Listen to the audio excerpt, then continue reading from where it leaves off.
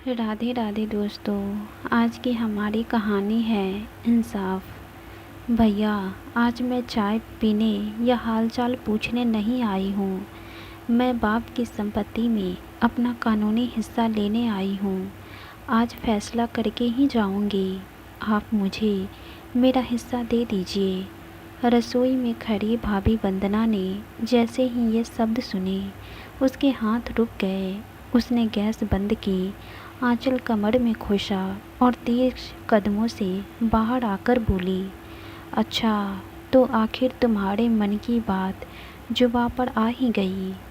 इतने सालों से जो मिठास दिखा रही थी, उसका असली कारण यही था। आज समझ में आया। रागिनी ने बिना झिझके कहा, भाभी, मीठा बनने की ज़रूरत मुझे नहीं है। ये घर मेरे पिता का है और उस संपत्ति पर मेरा भी उतना ही हक है जितना मेरे भाई का। मैं भी उनकी बेटी हूँ, कोई पराई नहीं। इतने में उसका भाई निखिल भी बाहर आ गया। उसने माहौल शांत करने की कोशिश करते हुए कहा, रागिनी, बैठकर आराम से बात करते हैं। इतनी ऊंची आवाज़ में क्यों बोल रही हो? आवाज़ नीची करो। रागिनी ने कागज़ निखिल के सामने पटक दिए। बात करने का समय बहुत पहले था भैया। जब पापा गए थे तब भी मैंने कुछ नहीं कहा। जब माँ गई तब भी मैं चुप रही। लेकिन अब मुझे मेरा हिस्सा चाहिए और आज ही चाहिए। वंदना गुस्से से हंस पड़ी। हिस्सा चाहिए? किस बात का हिस्सा? जब तुम्हारे माँ बाप महीनों बिस्तर पर पड़े थे तब कहाँ थी तुम? एक बार भी आकर पूछा नहीं कि दवा कैसे आ रही है? रात रात भर किसने जाग की सेवा की थी? किसने उनके कपड़े बदले थे? किसने खाना खिलाया था? मैं थी, सिर्फ मैं। सास ससुर की सेवा मैंने की है। इसीलिए इस घर पर हक भी मेरा है, तुम्हारा नहीं। रागिनी ने तुरंत पलटकर कहा, सेवा की होंगी तो अपने फ़र्ज से की होंगी भाभी। उसका मतलब ये नहीं होता कि मेरे पिता की संपत्ति भी आपकी हो गई। कानून सेवा देखकर हिस्सा नहीं देता, बेटी होने पर देता है। वंदना ने उंगली दिखाते हुए कहा, मुझे कानून मत सिखाओ। शादी के बाद जिस घर की चौखट छोड़ दी, आज उसी घर की ज़मीन याद आ गई। त्योहार पर 2 घंटे के लिए आ जाने से बेटी होने का फ़र्ज पूरा नहीं हो जाता। रागिनी भी पीछे हटने वालों में नहीं थी और बहू बनकर घर संभालने से किसी की बेटी का हक ख़त्म नहीं हो जाता। मैं अपना हक मांग रही हूँ, भीख नहीं। निखिल दोनों की बातें सुनकर परेशान हो चुका था। उसने गुस्से में कहा, बस करो तुम दोनों। पड़ोसी तमाशा देख रहे हैं, शर्म नहीं आ रही दोनों को? लेकिन वंदना अब रुकने वाली नहीं थी। उसने साफ शब्दों में कहा, सुन लो रागिनी, जब तक मैं इस घर में हूँ, इस घर का 1 इंच भी तुम्हें नहीं मिलेगा। चाहे कोर्ट चली जाओ या पंचायत बुला लो। रागिनी ने भी उसी तेवर में जवाब दिया, ठीक है भाभी। अब फैसला घर के अंदर नहीं होगा, गांव के सामने होगा। फिर देखते हैं किसका सच भारी पड़ता है और किसका घमंड। इतना कहकर उसने अपने कागज़ समेटे, निखिल की तरफ एक नज़र डाली और तेज कदमों से बाहर निकल गई। उसके जाते ही पूरे घर में ऐसा सन्नाटा छा गया जैसे आने वाले तूफान की आहट सबको सुनाई दे चुकी हो। अगली सुबह पूरे गांव में एक ही चर्चा थी कि निखिल के घर संपत्ति को लेकर बड़ा झगड़ा हो गया है। दोपहर होते होते रागिनी अपने मामा सुरेश और 2-3 रिश्तेदारों के साथ घर पहुंच गई। आंगन में कुर्सियां डाली गई। पड़ोस के कुछ बुजुर्ग भी आकर बैठ गए। निखिल का चेहरा उतरा हुआ था, लेकिन वंदना के चेहरे पर अब भी वही अकड़ साफ दिखाई दे रही थी। रागिनी ने सबके सामने कहा, मैं किसी का घर उजाड़ने नहीं आई हूँ।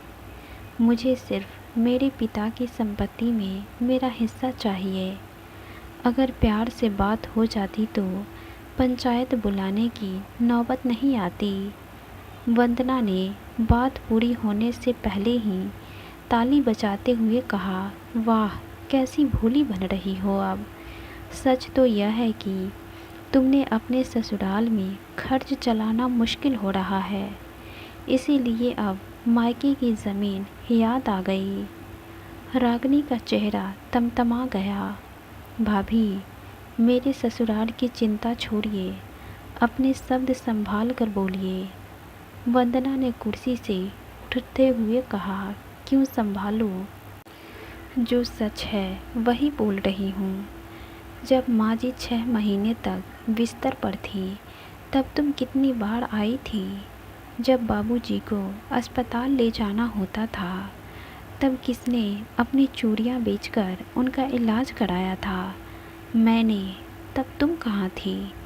रात रात भर किसने उनकी सेवा की? मैंने। और आज तैयार घर देखकर हिस्सा लेने चली आई हो। लाज शर्म नहीं है क्या तुम्हारे अंदर? सेवा करने में पीछे और हिस्सा लेने में आगे। रागिनी ने भी गुस्से में जवाब दिया, सेवा का एहसान मत गिनवाइए। आपने उनकी बहू होने का फ़र्ज निभाया था, कोई दान नहीं किया था। वंदना जोर से बोली, फ़र्ज निभाया था, इसीलिए आज इस घर पर पहला हक भी मेरा है। जिस बेटी ने शादी के बाद इस घर की तरफ मुड़कर नहीं देखा, उसे अब ज़मीन चाहिए।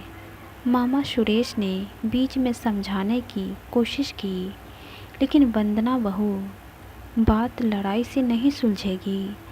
बैठकर हिसाब कर लो, रिश्ते ज़मीन से बड़े होते हैं। वंदना ने उनकी तरफ देखकर कहा, मामा जी, आप बीच में मत पड़िए। जिसने सेवा की है वही इस घर का असली हकदार है। बाहर वालों को बीच में आने की ज़रूरत नहीं है। निखिल ने पहली बार सख्त आवाज़ में कहा, वंदना, मामा जी से इस तरह की बात मत करो, तुम्हें शर्म नहीं आ रही?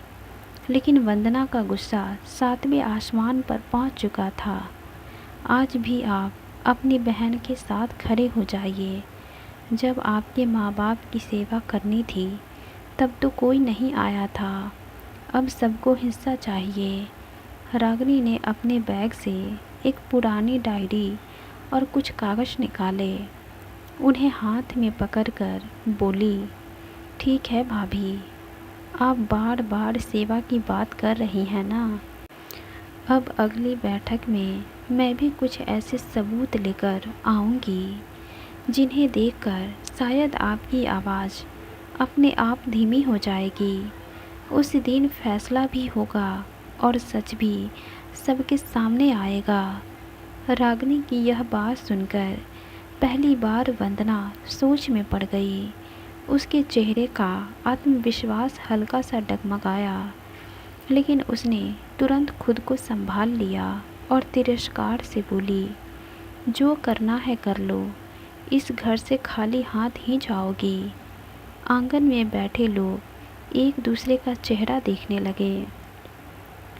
किसी को भी समझ नहीं आ रहा था कि रागिनी किन सबूत की बात कर रही है, लेकिन इतना ज़रूर लग रहा था कि अगली बैठक में सिर्फ बहस नहीं होगी, कोई बड़ा खुलासा होने वाला है।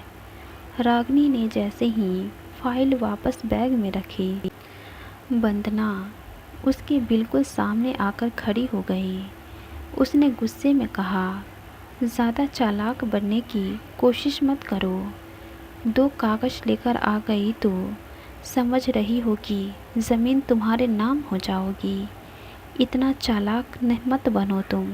जब इस घर में ईंट ईंट जोड़ने की बारी थी तब तुम्हारा कहीं पता ही नहीं था। अब मकान तैयार हो गया तो देखकर हिस्सा चाहिए। जब तुमने कुछ किया ही नहीं तो सबूत कहाँ से लाओगी? और झूठ बोलोगी तो और फंसोगी समाजी के सामने। रागिनी भी तमतमाकर बोली, भाभी, मुझे आपका बनाया हुआ घर नहीं चाहिए। मुझे मेरे बाप की संपत्ति में मेरा हिस्सा चाहिए। बार बार एहसान मत गिनवाइए। वंदना ने ताली बजाकर कहा, हिस्सा हिस्सा, बस यही एक शब्द आता है तुम्हें। कभी ये भी बता दो कि अपने माँ बाप के लिए किया क्या था। आपसे हिसाब देने की ज़रूरत नहीं है मुझे। क्यों नहीं है? जिस ज़मीन पर नज़र गड़ाए बैठी हो उसका हिसाब देना पड़ेगा। लालची हो तुम। रागिनी ने गुस्से में कहा। और आपको किसने हक दिया मुझे लालची कहने का? मैं बेटी हूँ इस घर की। वंदना जोर से चीखी। बेटी थी शादी वाले दिन। उसके बाद जिस घर में डोली गई वही तुम्हारा घर हो गया। अब यहाँ आकर हुक्म मत चलाओ। कानून पढ़ लीजिए भाभी। बेटी शादी के बाद भी बेटी रहना नहीं छोड़ती।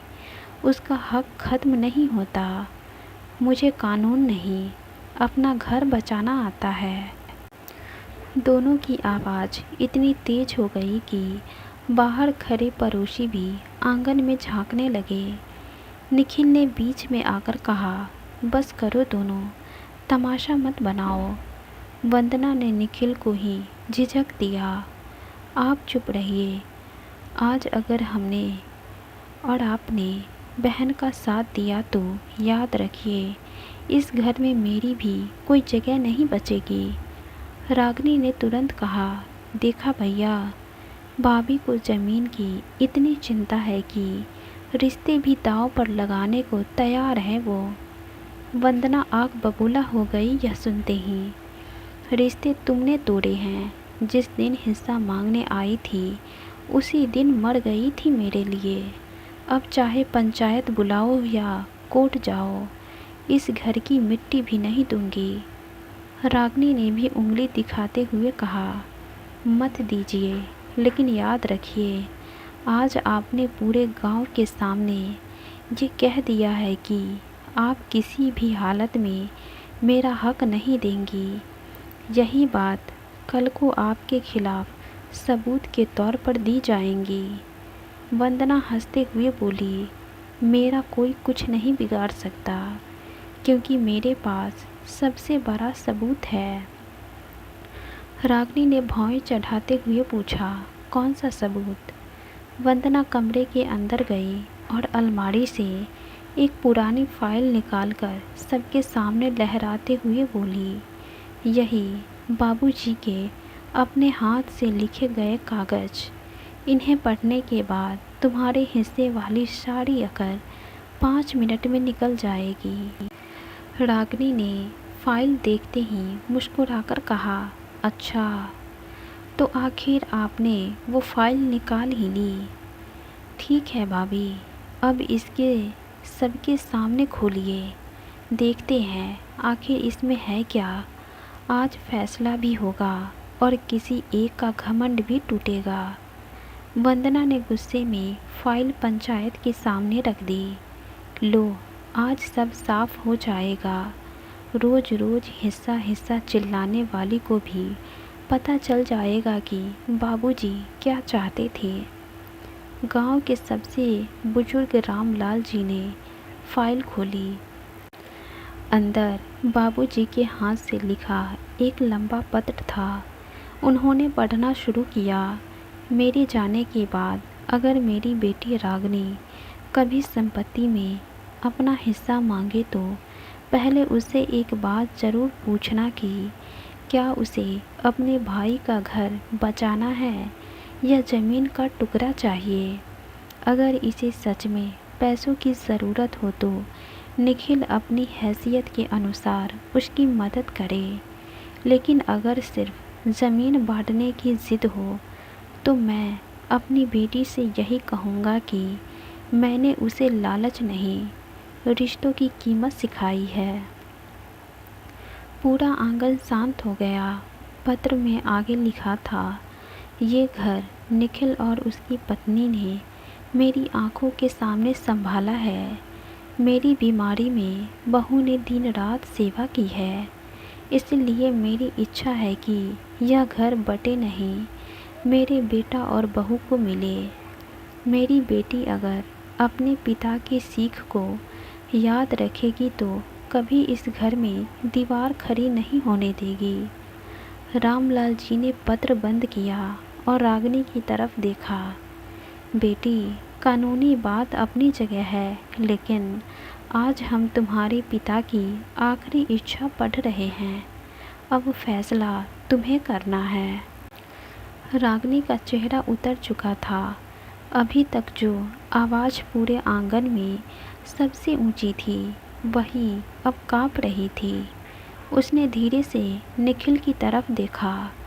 निखिल की आंखों में आंसू थे, लेकिन उसने एक शब्द भी नहीं कहा, क्योंकि वो अपनी बहन को बहुत मानता था।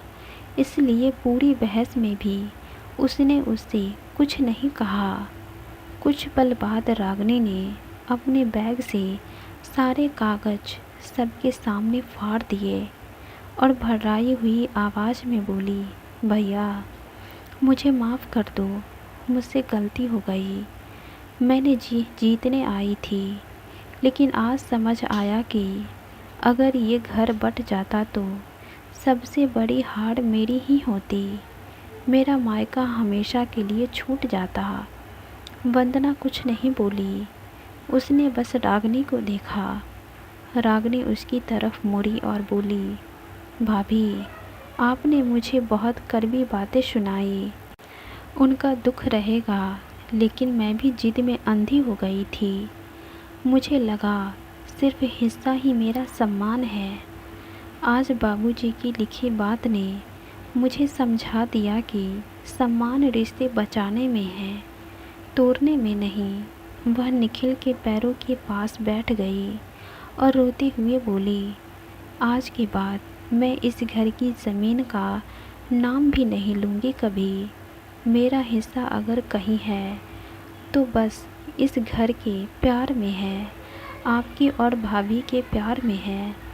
रामलाल जी ने गहरी सांस लेते हुए कहा, संपत्ति बंटने से पहले अगर लोग अपने माँ बाप की सीख पढ़ लिया करें, उसे याद कर लिया करें, तो आधे झगड़े वहीं ख़त्म हो जाए।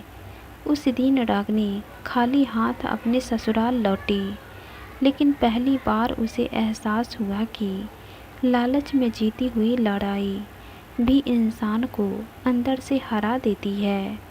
वही उसके जीवन का सबसे बड़ा सबक बन गया। अगर कहानी दिल को छू गई हो तो लाइक, शेयर और सब्सक्राइब ज़रूर करें। धन्यवाद।